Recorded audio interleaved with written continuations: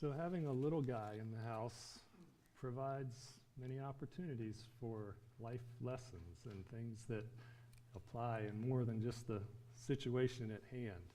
And one of those things is when it comes to, is it breakfast time? Is it time for a snack? Or any other of the host of things that come along during the day where it seems perfectly appropriate to reply with, well, how about now? Waiting is difficult, and we want to do it right now. And how much like the little guy am I when I pray for a need or a want or some expectation that I have from God, where how about now seems perfectly reasonable. I wait for the Lord, my soul waits, and in his word I put my hope. My soul waits for the Lord. More than watchmen, wait for the morning. More than watchmen, wait for the morning. That, to me, is a vivid image, and I picture an ancient stone city where everybody else is sleeping, and the watchman is responsible for the safety of the people in the city. And it's a boring job because nothing ever happens. And it's all night long. Things are dark. There's no electricity. Any lights are probably few and far between. But you are responsible and you're held accountable to stay awake until the morning. And the morning seems like it will not come. And it's not until the sun comes up that your shift is over and you can take a break and get some sleep. I've noticed when I buy a vehicle, suddenly I see lots of the same vehicle on the road that I never saw before. I don't know why that is, but as I find myself waiting, my ear has been tuned, and I've heard lots of other people say things that makes it sound like they are waiting or gained some life experience while they were waiting, and that has spoken to me. Pastor John spoke of waiting with patient expectation, and that's a challenge. Wes in Sunday school talked about God going quiet when he's trusting us to handle it. That sounds like somebody that was waiting. When Ed spoke of discipline as training and not as punishment, I like that distinction. And I think that waiting might be part of my training.